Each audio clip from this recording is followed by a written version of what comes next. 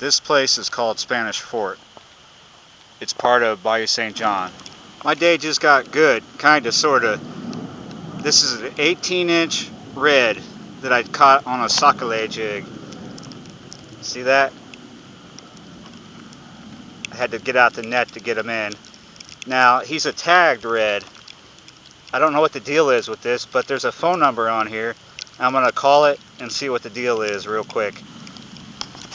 Well, I called the number. It's the U.N.O research lab, and I got a machine. He said if you caught a tagged fish, leave your name and phone number and we'll get back with you. Didn't answer any of my questions. I want to know, can I keep it or not? It doesn't say let it go immediately or whatever. It says we'll get back to you. It's Saturday. I told him on the phone that he was 18 inches and he had a wound on his belly. Might show that to you later. I don't think I showed it to you.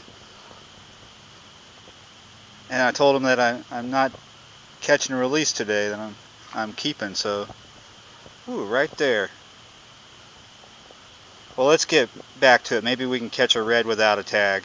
But for the moment, we got him on the stringer, and we're going to see if we get a phone call back, and we're going to monitor his health. And I might not be able to put that one in the taco. Alright, I've made up my mind. I've talked to another fisherman down there, and I've looked all over the web. I called a friend, but he hasn't called me back. Since this isn't a federal tag, it's not WLF, it's not Wildlife and Fisheries, it's U.N.O. It doesn't say reward on it like some of it, so I'm not going to get a hat for this. I already got a hat. I'm going to keep this. I saw online that some people do keep these, and it's not against the law. He's a nice 18-incher, and this says, has a phone number on it, and it's got U.N.O. It says U.N.O. right there. I don't know if you can see it. And it has a number. There might be a transmitter in here, but the fisherman down there is saying since it's not a federal tag and he's of legal size, he's got a wound. That's the wound I was talking about. I'm going to go ahead and keep it because I won't fish tacos. I can put him on the grill. So I caught this fish Saturday the 16th. Today is Monday the 18th. When I caught it, you know by the video that I called the number. Well, they called me back today finally. Patrick from U.N.O called me right before noon. So good, I love butter beans. He asked me if what I did with the fish, and I told him fish tacos, and he was totally cool with that. So he was interested in the transmitter and the tag itself, and the on one side of the tag there's a phone number, and on the other side is the reference number or catalog number, if you will. So he wanted to know that too. I said, well, I have the tag, it's right here, and I didn't know there was a transmitter. I kind of thought when I caught it that there probably was, but honestly when I clean my fish I never gut them. I just take the fillet right off. I don't mess with the guts. So the fish was still in the garbage can. I got the transmitter for him, and he came over, and I gave him the transmitter and the tag, and we talked for a good while. He told me a little bit about the fish, its story. So that fish was caught with a bunch of others in a net out by Chef Pass, somewhere around in Chef Pass, and then they took him over to U.N.O on the lake. They did the surgery on him there. That wound that was on the belly, that's where they cut the belly open and inserted the transmitter, the radio transmitter, which is about the length of a AA battery, but a little wider around. Its diameter is a little more than that. So it kind of looks like the size of a small lipstick container or whatever. Good size. Good size thing. I expected something smaller. So At U.N.O. on the lake is where they inserted the transmitter and put the tag on the back, which easily comes out if you pull pretty good. So then they took them after the night.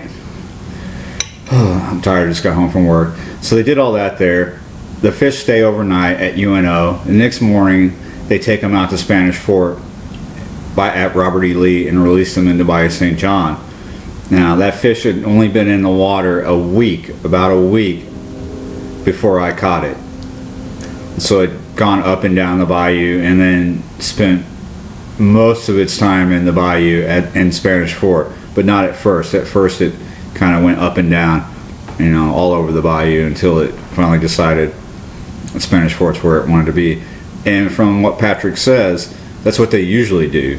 They usually release them at Robert E. Lee. The fish go all over the place for a day or so, and then they spend the rest of their time at Spanish Fort. So that means Spanish Fort's a great place to catch reds. Now, this was really cool. He was totally awesome with me eating it. Reds can't breed in Bayou Saint John. They can instantly get in there when they open the sluice gate, which they do about once a year right before Greek Fest. That's how you can gauge it.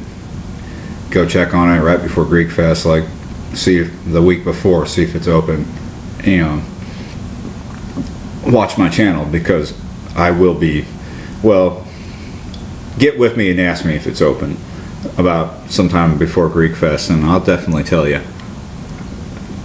That's when a lot of fish from the lake get into Bayou Saint John. Fishing's really good when that's open because the water's flowing through Spanish Fort and there's a lot of fish. You can find bull shark right there at that time of year. Specks come in sometimes, a lot of croaker mostly, occasionally a flounder or two, but then the reds come in too. So when they close it, that's how they get stuck in there. Reds and specks, and I believe flounder as well, they can't breed in Bayou Saint John. The salinity count's too low. They can live there for a good while, especially reds and specks too, but reds can deal with fresh water. People catch them up in Baton Rouge, I hear. That's what Patrick told me. So reds can go pretty far. Just like bull shark, reds, you know, are built to deal with fresh water. They kind of store up the salt in a gland. The other way that redfish get into Bayou Saint John is they're stocked.